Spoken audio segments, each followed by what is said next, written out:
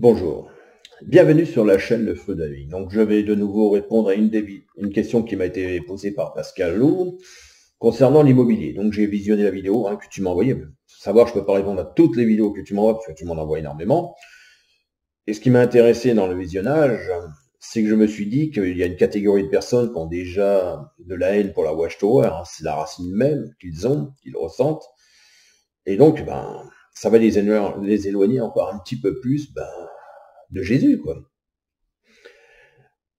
Alors moi, ce que je connais sur l'immobilier, c'est surtout que j'ai travaillé au CCR, un comité de construction régional, et j'ai pu écouter des échanges entre frères qui s'occupaient de rachat de terrain. Et ce n'est pas évident parce que ils étaient souvent confrontés à des maires qui refusaient de vendre le terrain spécifiquement aux témoins de Jéhovah. Ce qui amenait les témoins de Jéhovah, en tout cas l'organisation, à passer par la justice pour pouvoir équitablement acheter le terrain tel qu'est au niveau de la possession de l'occupation des sols. Des maires s'acharnent, ce qui demande de l'argent donc de passer par des avocats. Il faut quand même que tu reconnaisses que les témoins de Jéhovah, lorsqu'ils passent par la justice, peut-être qu'aujourd'hui on peut parler d'avocats, on peut parler peut-être d'avocats comme ça, commis d'office, mais généralement c'est avec les dons des témoins de Jéhovah que les témoins de Jéhovah utilisent la justice, entre autres française, pour pouvoir acquérir certains terrains lorsque des maires le refusent. Je pense notamment à Franck Marlin, qui c'était je crois en 2002, j'ai regardé, c'était sur Le Parisien, où il avait fait un bras de fer contre les témoins de Jéhovah, il se refusait à vendre un terrain. Voilà. Selon le droit, là on parle le préfet a répondu au maire d'Étampes donc que la demande de permis de construire déposée par cette association était conforme au plan d'occupation des sols, devenu le plan local d'urbanisme. Il n'existe pas de motif de s'opposer au projet. Au regard de la réglementation en vigueur, loin de se démotiver, les témoins de Jéhovah ont déposé le 18 octobre une requête au tribunal administratif de Versailles réclamant en référé l'annulation de la décision implicite de refus de permis de construire, enjoignant le maire d'instruire leur demande et condamnant la commune au paiement d'une indemnité de plus de 1000 euros. En tout cas, de plus de 6500 francs, puisqu'à l'époque, c'était encore en francs. Voilà. Donc, ça devait pas être en 2002, puisque ça devait être en 95. Ouais. Donc, du coup, si tu veux, qu'est-ce que moi je pense de cela? Ça va être difficile. Puisque, comme je l'ai dit, il faut savoir que l'organisation est financée par ses propres donateurs sont ceux qui viennent, qui sont témoins de Jéhovah. Effectivement, il y a un marché de l'immobilier, et c'est moi-même au début quand je me disais, je comprends pas comment je suis sorti de cette organisation, je comprends pas, j'avais donné de l'argent, je m'étais investi, j'avais travaillé au CCR, j'avais aidé à ces constructions pour faire des maisons, les maisons de Dieu, et on prend ces maisons-là et on les vend sur le marché de l'immobilier. Mais n'oublie pas, Pascalou, que Dieu doit être adoré en esprit. J'aime autant Jéhovah qu'avant, sans être aujourd'hui les deux pieds dans l'organisation, mais le problème, c'est de trouver, une fois quitté l'organisation, de se dire qu'il y aurait plus de luxe dans dans l'organisation, par exemple dans les pays d'Occident, par rapport aux pays africains. Parce que souvent on fait le parallèle. Oui, mais regardez les pays africains, ils ont très peu les salles et tout, c'est des pauvres gens, puis nous on est dans le luxe. Non. Tu vois, moi ce que j'ai appris, on a quand même eu des ouvrages, études perspicaces. Franchement, c'est un enrichissement. On pourra critiquer la fausse doctrine et tout, mais ça, moi, je laisse les gens en parler comme ça, c'est leur problème. Moi, je trouve que c'est un enrichissement. Et quand on parle par exemple, de l'Afrique, tu vois, moi, je prends ce livre, tu vois, regarde en Afrique, comme au Bénin, tout ça, tu as des magnifiques salles du royaume.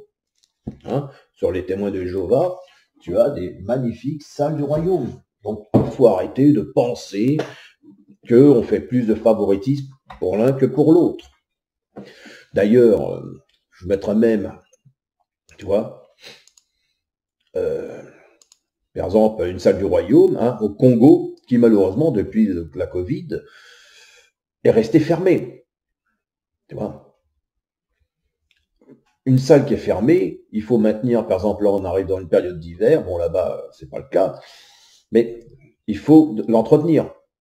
Une pièce qui n'est pas une maison qui reste vide, s'abîme beaucoup plus vite que quand il y a du monde à l'intérieur.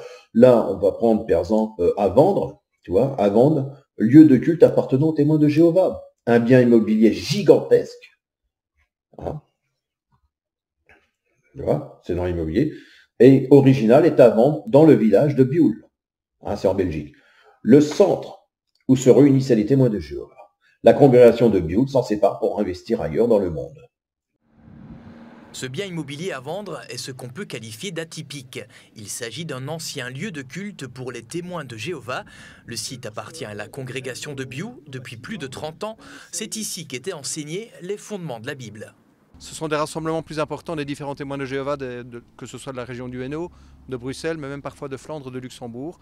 On se réunissait ici tous les week-ends, comme je vous l'ai dit, pour pouvoir être enseignés et apprendre des choses de la Bible. La superficie du site est immense, presque 2 hectares en tout, dont un parking de plus de 400 places. À l'intérieur du bâtiment, les salles qui servaient d'auditoire sont gigantesques. L'une d'entre elles pouvait accueillir 1 millier de témoins en même temps. Ici, nous entrons dans le baptistère. Je vais vous montrer. Au point de vue biblique, le baptême se fait par immersion complète. Et donc chaque week-end, lors de nos rassemblements, le bassin était rempli, température de 30 degrés. Et les personnes qui désiraient se vouer à Dieu, eh bien, se faisaient baptiser pour le symboliser. Le mouvement des témoins de Jéhovah est financé exclusivement par les dons de ses membres. C'est pour cette raison que la congrégation a mis en vente son centre bioulois. Et donc nous avons un devoir éthique vis-à-vis de ses membres, de bien utiliser ces dons. Et on s'est aperçu en fait qu'en réorganisant un petit peu la façon dont nous faisons nos rassemblements, eh bien, on pouvait se séparer de ce bâtiment, parce que nous en avons un second qui est dans la région de Bruxelles, entre Bruxelles et Anvers, et recentrer toutes nos réunions et ces différents rassemblements sur Bruxelles, qui est aussi du point de vue géographique beaucoup mieux situé. Le bâtiment est estimé à 1 900 000 €. Les témoins de Jéhovah comptent réinvestir cet argent dans d'autres pays où les membres manquent de lieux de culte. On pense aux pays d'Amérique latine, pays d'Afrique, mais même en Europe. Vous savez, ce genre de bâtiment, c'est un de nos bâtiments. Nous avons énormément de lieux qu'on appelle des salles du royaume, des lieux de culte, qui sont entretenus, qui sont rénovés, qui sont construites uniquement sur base de ces dons. Biou, ça va pas vous manquer? Ça nous manquera, nous continuons à exister. Hein. Nous sommes encore ici installés un peu partout. Donc, vous savez, on n'est pas attaché à un lieu. Notre organisation est une organisation cultuelle et je pense que les gens savent que nous sommes un petit peu partout, y compris encore à Biou. En Belgique, la communauté des témoins de Jéhovah compte plus de 22 000 membres. C'était financé, comme ils le disent, par les dons. Financé par les dons. C'est pas l'État ou c'est pas les gens dans leurs impôts qui financent ça. C'est les personnes qui suivent ce culte religieux. Hein. C'est les membres de cette religion qui, justement, financent. D'accord? Après, si toi, tu finances et puis que tu te dis, ah ben oui, mais c'est pour qu'on la garde et qu'on reste. Non. Après, il y a des achats, des ventes. Voilà. Après, normalement, quand tu es dans une organisation, ça existe aussi dans les autres cultes. Hein. Moi, je l'ai connu aussi dans le catholicisme. Hein. On disait, ah ben les pauvres prêtres, il y a les malheureux, puis pendant qu'au Vatican, ils sont dans la luxure. Bah, tu vois, bah, du moins dans le luxe. Donc, notre problème, c'est de trouver quelque chose d'équitable, hein, une fois que tu quittes l'organisation. Donc, bah, j'ai rien à dire sur le fait qu'il y a des mobiliers, qu'il y a des achats, il y a des ventes. Après, peut-être que derrière, il y en a qui se font de l'argent, hein, par le biais de ces achats, et qui se mettent de l'argent et qui profitent de cet argent. Mais ils auront des comptes à rendre, comme tout le monde. Mais je t'ai donné mon avis concernant l'organisation des témoins de Jéhovah. Sur l'immobilier, bah, j'ai pas un avis plus que ça, quoi. Voilà. Pour moi, le fait qu'ils achètent, qu'ils vendent, ça permet d'avoir une expansion de l'œuvre de cette organisation. Parfois, bah, ils ont une salle, ils en font une deuxième, ils essayent après de rassembler. Ça se fait dans certaines régions. Bon, voilà. La vidéo était intéressante, néanmoins. La personne qui a fait ses recherches a fait des recherches comme minutieuses et autres. Après, bon, bah, chacun y donne son avis. Moi, je n'ai pas d'avis particulier. Voilà. En fait, quelque part, je m'en balance. Je m'intéresse plus au spirituel. Voilà. Allez, salut, Pascal.